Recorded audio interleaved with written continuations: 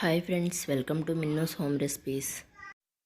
ఈరోజు మనం దొండకాయ పులుసు ఎలా చేసుకోవాలో చూద్దాం. ఇక్కడ నేను 1/2 కేజీ దొండకాయలను ఇలా శుభ్రంగా కడిగి తీసుకుంటున్నాను. ఈ కాయలను ఏదైనా పెద్ద సూదితో కానీ ఇలా ఫోర్క్తో కానీ హోల్స్ చేసుకోవాలి.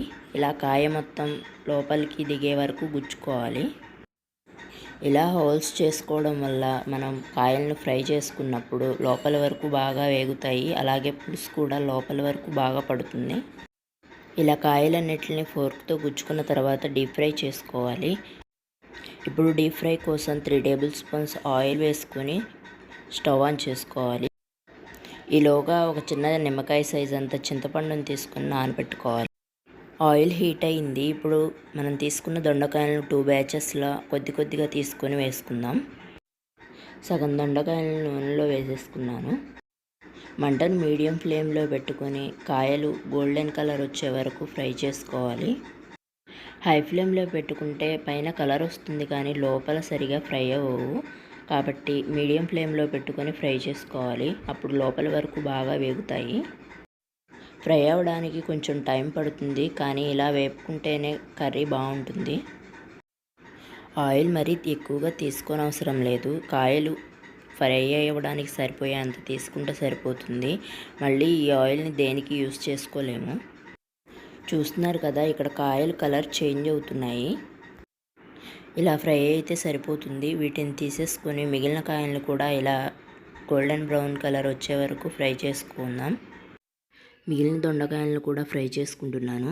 అవి ఫ్రై అయ్యేలోగా 3 మీడియం సైజ్ ఉల్లిపాయలను 2 పచ్చిమిర్చి తీసుకుని సన్నగా కట్ చేసుకోవాలి.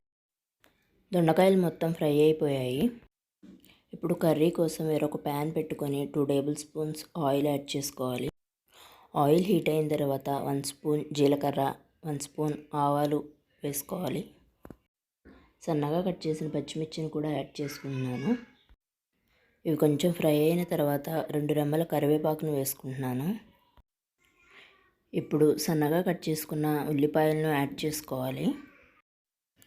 ఉల్లిపాయలను లైట్గా బ్రౌన్ కలర్ వచ్చే వరకు ఫ్రై చేసుకోవాలి.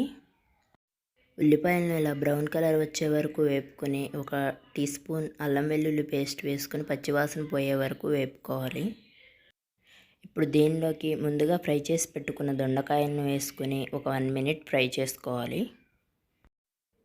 ఇప్పుడు దీనిలోకి కొద్దిగా పసుపు, 1 టీ స్పూన్ కారం, 1 టేబుల్ స్పూన్ కల్లుప్పు వేసుకున్నాను. వీటన్నింటినీ బాగా కలిసేలాగా ఒకసారి మిక్స్ చేసుకోవాలి. వీటిని ఒక 1/2 మినిట్ ఫ్రై చేసుకుని చింతపండు రసం యాడ్ చేసుకోవాలి. చింతపండు రసం యాడ్ చేసుకొని ముక్కలు మునిగే వరకు వాటర్ పోసుకొని బాగా కలుపుకోవాలి. ఇలా ముక్కలు మునిగే వరకు వాటర్ యాడ్ చేసుకొని మంటను లో ఫ్లేమ్లో పెట్టుకొని పులుసు దగ్గర పడే వరకు ఉడికించుకోవాలి.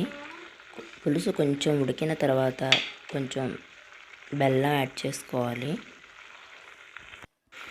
ఇప్పుడు ఉప్పు కారం సరిపోయాయో లేదో ఒకసారి చెక్ చేసుకొని సరిపోకపోతే మళ్ళీ కొంచెం యాడ్ చేసుకోవాలి. పులుసు ఆల్మోస్ట్ దగ్గర పడింది. ఇప్పుడు 1 టీ స్పూన్ ధనియాల పొడి వేసుకొని మళ్ళీ ఒక 2 మినిట్స్ ఉడికించుకొని స్టవ్ ఆఫ్ చేసేసుకోవాలి. టేస్టీ దొండకాయ పులుసు రెడీ అయిపోయింది. ఈ వీడియో మీకు నచ్చినట్లయితే తప్పకుండా లైక్ చేసి షేర్ చేయండి. అలాగే మన ఛానల్ని సబ్స్క్రైబ్ చేసుకోండి. Thank you for watching.